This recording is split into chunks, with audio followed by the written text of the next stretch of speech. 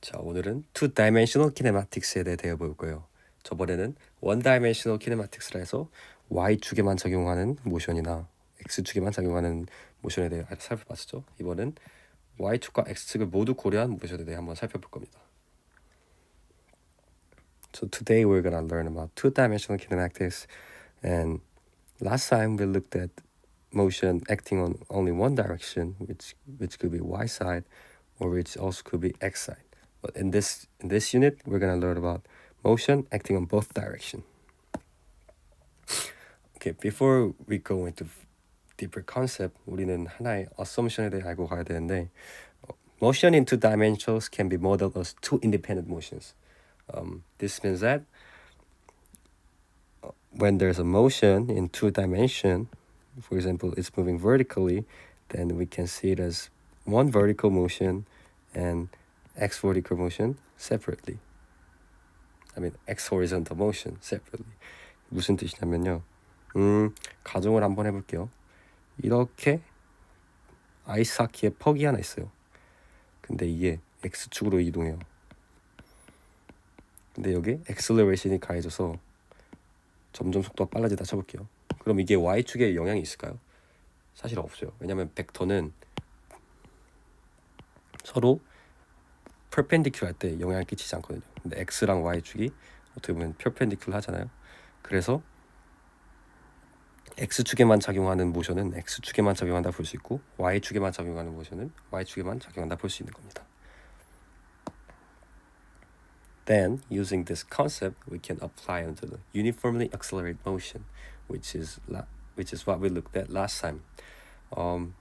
저번에 우리는 uniformly accelerated motion에 대해 잘 살펴봤는데 이거를 그러면 그대로 적용시킬 수 있어요. 여기 보면은 좀 어려워 보일 수도 있겠지만 사실 되게 간단합니다. 그냥 x축으로만 나누고 y축으로만 나눈 거예요. 저번에 uniformly accelerated motion의 equation들이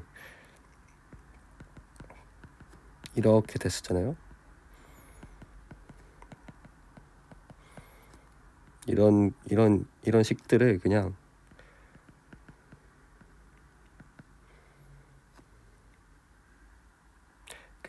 이렇게 x축, y축 따로 나타낸 거예요. So 굉장히 어렵게 볼 필요가 없겠죠. 그냥 y축과 x축에 따로따로 작용한다. 이렇게 알고 계십니다. 그러면 이거를 실제로 어떻게 나타내야 하냐? 두 가지 방법인데 첫 번째는 포지션 벡터를 쓰는 거예요. 포지션 벡터란 요 녀석들을 말하는데 이 녀석들은 x와 y를 구분짓는 역할을 해줍니다. 예를 들자면 이 VF에서 이거는 무엇을 뜻하냐? 진짜 쉽게 말하자면 이렇게 좌표면에 있죠. 여기 이렇게 x축에 모션이 있고 y축에 모션이 있다면 여기는 x축의 모션을 말한 거고 이거는 y축의 모션을 말한 거예요. 지금은 velocity를 말하고 있으니까 이거는 x축의 velocity, 이거는 y축의 velocity를 말하고 있겠죠. 그러면 이거를 또 어떻게 쓸 수 있냐? 좀 더 쉽게 보여드리자면 결국 이 뜻이에요. 그냥 좌표평면에서 x축, y축 완전 분리를 해버린 것이다. 진짜 어려울 거 하나 없습니다. 그렇다면 벡터섬은 무엇이냐? 사실 이게 우리가 y축, x축으로 따로따로 본다 하지만 항상 이렇게 쓸 수도 없고 어렵잖아요. 그리고 이 대각선으로 가는 모션에 대한 노테이션도 하나가 필요하단 말이에요. 그것이 더 편하고 또 잘 나타내니까. 그렇기 때문에 벡터섬이란 걸 이용할 건데 벡터가 이렇게 두 개 있으면 어떻게 됩니까? 결국 이 벡터랑 같다 했었죠. 그럼 이 벡터를 구하려면 우리가 vxi, vy이라 했을 때 요거 제곱 더하기 요거 제곱에 루트를 씌우면 당연히 이 벡터가 되겠죠. 왜냐면 피타고라스의 정리를 이용한 거니까. 그렇기 때문에 이거를 그 대각선의 속도 하나로 나타내고 싶다면 x에 작용하는 velocity, y에 작용하는 velocity의 벡터섬을 구하시면 됩니다. 이거를 공식으로 나타내면 이렇게 되겠죠.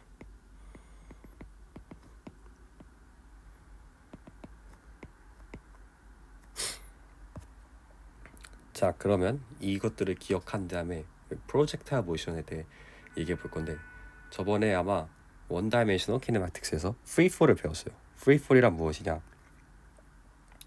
어떠한 영향도 없이 그냥 물체가 떨어지는 상황이에요.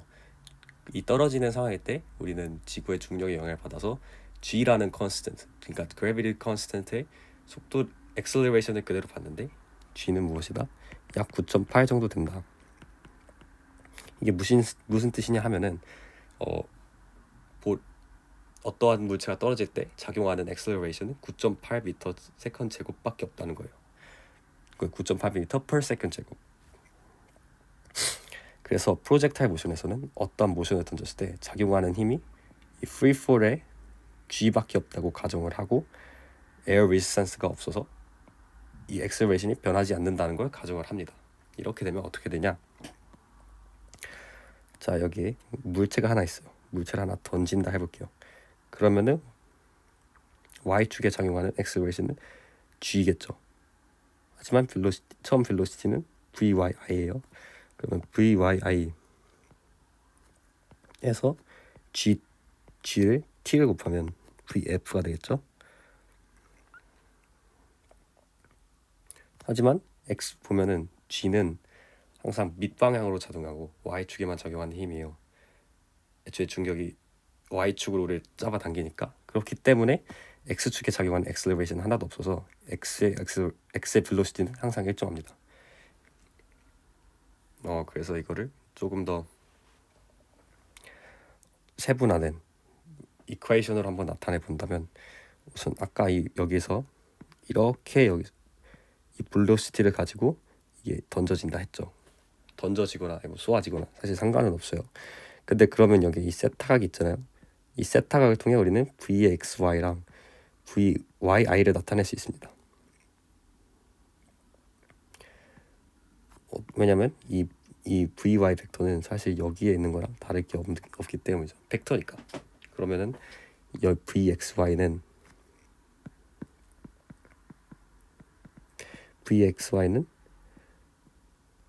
vi의 코사인 세타랑 같겠죠. 왜냐면 이게 코사인이니까. 그렇다면 그 반대로 vy이는 아까 그 vi의 몇이다? vi 사인 세타다. 그래서 이러한 점을 알 수 있다. 그럼 이걸 알면 무엇을 할 수 있냐? 그대로 적용시키면 됩니다. 우선 벨로시티를 찾아볼 건데, 자, x축에 작용하는 벨로시티는 처음부터 끝까지 일정이야. 왜냐? 아까부터 말했듯이 액셀레레이션은 없어요. 프로젝타일 모션에서 항상 y축에 작용하는 g밖에 없다고 가정을 하는 겁니다. 그렇기 때문에 우리가 흔히 쓰는 이 벨로시티 공식에서 ax가 0이 되기 때문에 날아갑니다. 그래서 vxi만 남게 되고, vxi가 몇이냐? 이 vi 벡터의 코사인 세타를 곱한 것이에요. 그래서 vi 코사인 세타고 이게 콘스턴트하다. 즉 이 모션에서 이 x축의 컴포넌트의 벨로시티는 끝까지 일정한 겁니다. 하지만 반면에 y는 뭘까요? y는 오히려 g라는 액셀레레이션이 작용합니다. 어디로? 밑에 쪽으로. 하지만 프로젝타일 모션에서 우리는 지금 y가 위로 쏘아졌다 가정하고 있죠. 그래서 이 ay가 마이너스 g로 변합니다. 그리고 vy이는 아까 말했듯이 vi 사인 세타이기 때문에 vi 사인 세타 마이너스 gt가 될 수 있는 거죠. 여기서 유의할 점은, 만약에 위에서 공을 밑으로 던졌다 쳐봅시다. vi의 속도로. 그럼 당연히 vi 사인 세타는 y축의 속도가 되겠지만 이미 그래비티랑 같은 방향으로 가고 있기 때문에 이 상황에서는 gt를 써줘야 해요. 플러스 gt. 왜냐면 서로 벡터의 방향이 같잖아요. 이 상황에서는 반대였기 때문에 마이너스를 쓴 것이고, 이 상황에서는 같은 방향이기 때문에 플러스를 써줘야 한다. 이 점을 유의해주고 공식을 쓰셔야 틀리지 않을 수 있습니다. 자, 그러면 이제 디스플레이스먼트에 대해 한번 알아볼 건데, 디스플레이스먼트 공식 역시 그냥 원래 있던 공식에서 액셀러레이션이 0이기 때문에 빠지고 그대로 쓸 수 있는 겁니다. 만약에 x 이니셜 스타트 포인트가 x는 0이고 y는 0이었다면 이것 또한 날아가서 vi 코사인 세타 t만 남을 수도 있겠죠. 애초에 벨로시티가 콘스턴트하니까 그 콘스턴트한 양으로 계속 늘어나는 겁니다. 하지만 y는 반면에 그냥 여기서 이 원래 있던 식에서 이 ay가 마이너스 g로 변하겠죠. 그럼 이렇게 올라가다가 이렇게 가겠죠. 총 디스플레이스먼트를 구할 수 있겠죠. 자, 그러면 이 공식들을 우리가 이렇게 적용시킬 수가 있는데, 자, 우선은 x가 0이고 y가 0이라 해볼게요. 이니셜 포인트가. 그러면 여기서 시작을 해요. 여기서 시작을 하는데 보면은 쭉 올라가다가 점점 GT가 계속 벨로시티를 빼주니까 이게 VY가 결국 0이 될 때가 있어요. 이때가 그럼 최고점을 찍게 되는 거예요. 그러면 더 이상 올라가다 멈추고 결국엔 내려갈 테니까 가장 내려가기 전까지 이 마지막 모션, 여기가 최고점인 거예요. 그래서 우리는 VYF가 0이라고 할 때 이런 식으로 0은 VII GT이기 때문에 VYI는 GT라고 하시는데, 이때는 그러면은 최고점을 말할 수 있는 거겠죠. 그럼 T는 이걸 정리하면 G분의 VYI, 그리고 VYI는 아까 말했듯이 VI 사인 세타다. 그렇기 때문에 G분의 VI 사인 세타로 놓을 수 있겠죠. T는. 그럼 이 T는 무엇이냐? 바로 이게 최고점에 가기까지 걸린 시간이다. 그럼 이 최고점에 가기까지 걸린 시간을 이용해서 y는 yi 플러스 vyit 마이너스 2분의 1 gt 제곱을 쓸 건데, 여기서 말했듯이 우리는 이니셜 포인트를 y는 0이라고 가정했으니까 이거는 날라가요. 그럼 여기서 t를 이대로 그냥 서브스티튜트 해주면 됩니다. 보면은 이렇게 서브스티튜트 해줬죠 지금. 그렇게 이 식을 정리하면은 2g분의 vi 제곱 사인 제곱 세타가 나오는데, 그럼 이것이 무엇에 대한 식이냐? 바로 h에 대한 식, 바로 최고점 높이를 구할 수 있다. 또 더 쉽게 구할 수 있는 방법도 있는데, 공식 중에 vf 제곱 v 이니셜 빼기 v 이니셜 제곱은 EAD라는 공식이 있잖아요. 이 공식에서 아까 말했듯이 VF가 0이기 때문에 마이너스 VI 제곱은 EAD. 근데 여기서는 엑셀러레이션이 몇이요? 마이너스 G죠. 그렇기 때문에 마이너스 VI 제곱은 마이너스 2GD. 그럼 이 D는 VI 제곱 2G분의 VI 제곱.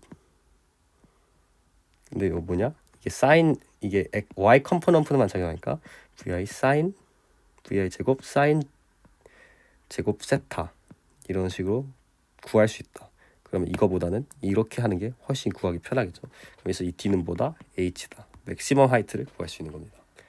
그럼 반면에 이게 최고점을 알았으면은 이게 어디까지 날아가는지도 중요할 거 아닙니까? 이것을 레인지를 할 건데 R로 나타낼게요.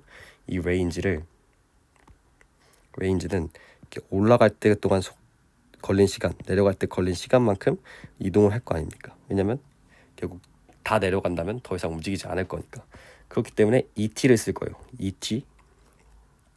왜냐하면 여기 갈 때 T 시간이 걸리고 여기까지 T가 걸리니까. 그렇기 때문에 VI 코사인 세타 곱하기 ET는 레인지가 됩니다. 근데 T가 뭐였죠? 아까 이걸 서브스티튜트 해주면 이렇게 식이 정리가 되고, 결국엔 G분의 VI 제곱 사인 2세타 혹은 G분의 2VI 제곱 사인 세타 코사인 세타로 나타낼 수 있다. 마지막으로 유니폼 서큘러 모션에 대해 한번 알아볼게요. 유니폼 서큘러 모션은 이렇게 말 그대로 원으로 이동하는 한 물체가 컨스턴트 벨로시티로 계속 이동하는 거예요. 사실 유니폼 서큘러 모션에 드라이브 하는 과정이 굉장히 복잡하고도 알아야 할 게 많아서 이거는 나중 가서 더 깊게 배워볼 건데, 우선 쉽게 알아두자면 AC, 즉 센트리피터 엑셀러레이션을 하거든요. 이거는 이렇게 원 운동이 있을 때 벨로시티가 컨스턴트 한다 할지라도 계속 방향이 바뀌는 거잖아요. 방향이 바뀌는 거 역시 엑셀러레이션이요. 왜냐면 V의 방향, V는 벡터인데 벡터의 방향이 바뀌니까. 그래서 이 방향이 바뀌는 엑셀러레이션이 필요한데 그것이 센트리피터 엑셀러레이션이요. 여기 이렇게 벨로시티가 이동하면 계속 이렇게 방향을 바꿔주는 거죠. 그래서 이 센트리피트 액셀레이션은 r분의 v제곱이다. 아까 말했듯이 이거에 대한 증명은 나중에 비디오에서 할 거고, 또 알아야 될 점은 이렇게 하면 원의 둘레가 2πr이잖아요. 예를 들어 이 한 바퀴를 도는데 t 시간이 걸렸다 쳐봐요. 그러면은 이 둘레를 가는 이 간 거리만 나누기 이 초를 하면은 벨로시티가 당연히 되겠죠. 반대로 정리하면은 period, 그러니까 한 바퀴를 돌 때 걸리는 시간은 2πr 나누기 v가 될 수 있다. 이 정도만 알아두시고 넘어가면 될 것 같습니다. 지금까지 2다이멘셔널 키네마틱스를 다뤄봤고, 사실 2디멘셔널 키네마틱스를 잘 다루려면 1디멘셔널 키네마틱스에 대한 지식이 확고 있어야 하고 잘 이해를 해야 돼요. 사실 2디멘셔널 키네마틱스는 그냥 이거를 2차원으로 확장시킨 것에 불과하기 때문에 1디멘셔널 키네마틱스에 대한 개념이 확실히 정리되어 있지 않는다면 사실 제대로 풀 수가 없어요. 그렇기 때문에 2디멘셔널 키네마틱스 전에 1디멘셔널 키네마틱스도 잘 살펴보고 해보시기 바랍니다. 감사합니다.